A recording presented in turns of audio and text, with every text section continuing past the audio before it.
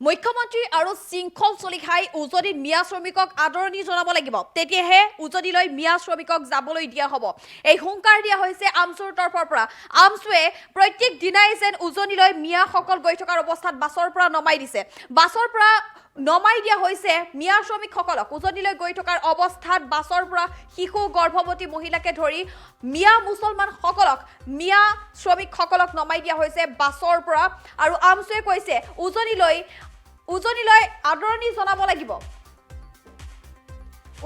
আদৰণি জনাব লাগিব মিয়া শ্ৰমিকসকলক মুখ্যমন্ত্ৰী আৰু শৃংখল চলিয়াই তেতিয়াহে উজনিলৈ যাবলৈ দিয়া হ'ব মিয়া শ্ৰমিকসকলক নহলে এই কাৰ্যসূচীত অটুট থাকিব গোৱালপাৰাৰ হিমুতুলি বজাৰৰ পৰা বাছৰে গৈ আছিল উজনিলৈ আৰু চেঙাৰ বাখমাৰা চৰৰ সুৰহাব আলী নামৰ এজনৰ দায়িত্বত যাবলৈ উজনিলৈ গৈছিল দলটো বাছত থকা এজনো লোকে চিনি নাপাই ঠিকাদাৰ তথা মালিকক উজনিত মিয়া শ্ৰমিকক আদৰণি জনাব লাগিব মুখ্যমন্ত্ৰী তথা শৃংখল চলিহাই উজনিলৈ আদৰণি নজনালে এই কাৰ্যসূচীত অটুট থাকিব বুলি মন্তব্য আমচুৰ সুৰক্ষা লাভ নকৰা পৰ্যন্ত উজনিলৈ কাম কৰিবলৈ যাব নোৱাৰিব মিয়া শ্ৰমিকসকল এই মুহূৰ্তৰ এটা ডাঙৰ খবৰ আমি আপোনালোকক জনাইছো সুৰক্ষা লাভ নকৰা পৰ্যন্ত উজনিলৈ মিয়া শ্ৰমিকক যাবলৈ দিয়া নহব আমচুৱে নিদিয়ে উজনিলৈ মিয়া শ্ৰমিকক যাবলৈ উজনি অসমলৈ কাম কৰিবলৈ যোৱাত বাধা দিছে আমচুৱে শিশু গৰ্ভৱতী মহিলাকে ধৰি শ্ৰমিকসকলক বাছৰ পৰা নমাই দিছে আমচুৱে গোৱালপাৰাৰ হিমুলিতোলা বজাৰৰ পৰা বাছেৰে গৈ আছিল উজনিলৈ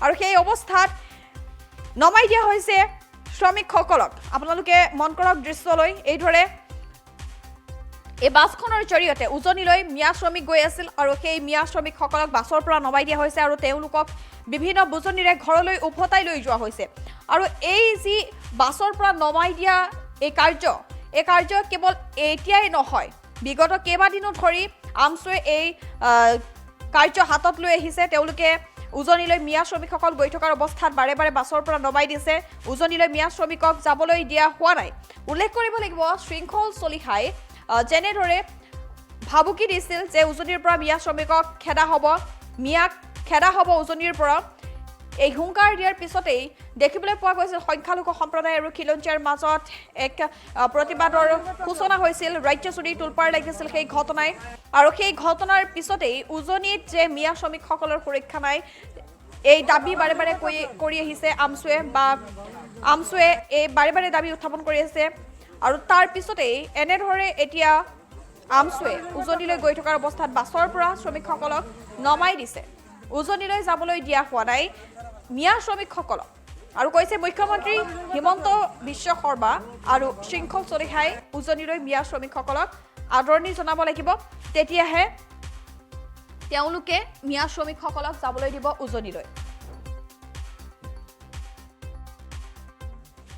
বাধা মানে কি চাওক এই মানুহখিনি ইটাভাটাত কাম কৰিবলৈ গৈ আছে ইহঁতে কলমপাৰ নগাঁও ফালে যাই আছে কিন্তু বিশেষকৈ আপাৰৰ ফালেই বিশেষকৈ আমি মানুহখিনিত বহুদিন আগৰে পৰা আমি কৈ আছোঁ যে চাওক আমাৰ স্বয়ং অসমৰ মুখ্যমন্ত্ৰীয়ে আপাৰ আছামত আমাৰ মিয়াসকলক যোৱাৰ কাৰণে বাধা দি আছে কোনো নিৰাপত্তা নিদিয়ে সেই হেতুকে যিহেতু আমাৰ এই মানুহখিনিয়ে বেছি অশিক্ষিত তেওঁলোকে ভালকৈ বুজিও নাপায় সেইকাৰণে আমি মানুহখিনিক কৈছোঁ যে আপোনালোকে যাব নালাগে অসমৰ মুখ্যমন্ত্ৰীয়ে যদি ক'ব পাৰে যে আপোনালোকে আপাৰ আছামত নাযাব আমি নিৰাপত্তা নিদিওঁ আমি কেনেকৈ মানুহবিলাকক আমি যাব দিব পাৰোঁ মানুহখিনি আমাৰ বৰপেটা বাগমাৰাৰ পৰা আহিছে মানুহখিনি তেওঁলোকক আমি ভালকৈ বুজাই দিছোঁ যে আপোনালোকে চাওক অসমৰ মুখ্যমন্ত্ৰীয়ে যদি নিৰাপত্তা দিব নোৱাৰে আপোনালোকক কি হিচাপ আপোনালোকে যাব চৰকাৰেতো নিৰাপত্তা দিব নোৱাৰে মালিকেতো নিৰাপত্তা দিব নোৱাৰে এই হেতুকে আমি মানুহখিনিক ভালকৈ বুজাই পৰাই আমি কৈ আছোঁ যে আপোনালোকে ঘূৰি যাওক আপোনালোকে সেইফালে যাব নালাগে যিহেতু আপোনালোকৰ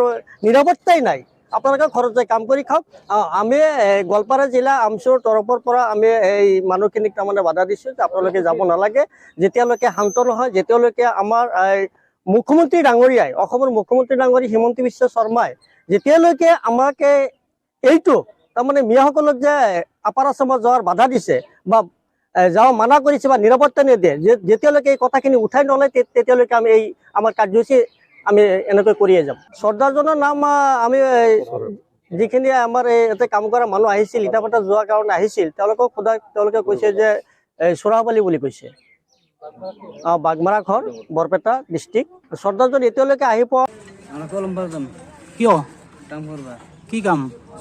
ঈদ বাটাৰ কাম ইট ভাটাৰ কাম। আপোনালোকৰ ঠিকাদাৰ কোন? বাংমাৰা 2 নম্বৰ বাংমাৰা সুৰাখালী চুৰহাবেলি চৰ্দাৰ। কিমানজন গৈ আছে এতিয়া? 15 ঘৰ 15জন। গাড়ী দি যাব? গাড়িতে বাস গাড়ি আচ্ছা, আপাৰত যে মানে নিষেধ কৰিছে, মুখ্যমন্ত্ৰী কৈছে যে কোনোবা কাম কৰিবলৈ আহিলে আমি ৰিস্ক নলওঁ।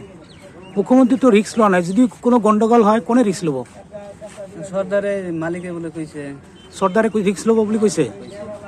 সৰ্দাৰ কি নাম? চৰ্দাৰজনৰ নাম কি? সুৰাখালী ঘৰ ক'ত? 2 নম্বৰ বাংমাৰা 2 নম্বৰ বাগমাৰা। এই বাস গাড়িতে গেলানি এইখন বাছ গাড়ী এইখনে না? কিমানজন টোটেল কিমানজন যাব ওলাইছে? 15 ঘর 15 ঘৰ। আপোনালোকৰ ঘৰ ক'ত? 2 নম্বৰ বাংমাৰা এই বাগমাৰা। গোটেইখিনিৰে ঘৰ বাগমাৰা। যদি কিবা গণ্ডগোল হয় কোনে ৰিস্ক ল'ব বুলি কৈছে? ঠিকাদাৰে? ঠিকাদাৰে আৰ সৰ্দাৰে চৰ্দাৰ হয় নি? হয় মই চলাওঁ। আপুনি ড্ৰাইভাৰ হয়? হয় মালিকটো নহয়? নহয় আপোনাৰ গাড়ীখন ক'ত? গুৱাহাটী। আৰু কোনে আনিছিল ইয়াত? মানে আমাক এই ড্ৰাইভাৰ এজনে কৈছিল ইয়াৰে, কিন্তু মেইন মালিকৰ লগত কথা পাতিছিলোঁ মই, নিৰঞ্জন হাজৰিকা। যিজন ব্যক্তি লৈ যাই আছে এইজন ঠিকাদাৰ নাইবা হয়তো চৰ্দাৰ হয়। চৰ্দাৰজনৰ নাম জানে নেকি? নামটো কিবা আপোনাৰ চাহ আলম কিবা সেনেকুৱা ধৰণত পাইছিলোঁ মই। আপোনালোকৰ কথা হৈছে? মোৰ লগত কথা হৈছিল, মানে বেলেগ কথা হোৱা নাই তেওঁৰ লগত, যে মানে খালি গাড়ীখন ক'ত লগাব লাগে, কি কথা কি বাৰ্তা সেইটো আৰু। কিমানজন ল'ব ওলাইছিলে? মানুহ এনেই 15-20টাৰে কথা হৈছিল। আপুনিতো নিজে জানে যে আপাৰত অলপ হেৰি হৈ আছে, মুখ্যমন্ত্ৰী নিজে ৰিস্ক লোৱা নাই হয়। মানুহখিনিৰ কাৰণে। টিকেটটোত আপুনি কি ক'ব? মানে মই ক'বলগীয়া একো নাই, কাৰণ মই গাড়ী ধৰক চলাওঁ। মই গাড়ী এতিয়া ভাড়া যদি আপুনিও মোক কয় ইয়াৰ পৰা ভাড়া এটা আছে তাত নিব লাগে, মই আপোনাৰ ভাড়াটো মাৰিম কথাটো, কিন্তু এইটো বিষয়ত ক'ব লগা একো নাই মোৰ। তথাপিতো আপোনাৰ এটা দায়িত্ব আছে, যিহেতু মানে অলপ হয়, মোৰ মানে ধৰক দায়িত্ব কেনেকুৱা ধৰণৰ যে ইয়াৰ পৰা মানুহখিনি নি পেলাই ভালকৈ তাত নামাই দিব লাগে, সেইটোৱে মোৰ মেজৰ দায়িত্ব। মানুহখিনি ৰিস্কখিনি কোনে ল'ব? এতিয়া সেইটোৰ বিষয়টো মই ক'ব নোৱাৰিম। এতিয়া ধৰক মালিকে ল'ব লাগিব, এতিয়াৰ ভাটাৰ মালিকে ল'ব লাগিব নিশ্চয়, তেওঁ তাতে কাম কৰি আছে যিহেতু। মুখ্যমন্ত্ৰী নিজে কৈ আছে মই কোনো ৰিস্ক নলওঁ। হয়, মালিকে কেনেকৈ ৰিস্ক ল'ব এই সম্পৰ্কে আপুনি মালিকক কি জনাব? মালিকক এতিয়া জনাব লগা হ'লে বেলেগ কি কওঁ এতিয়া মই।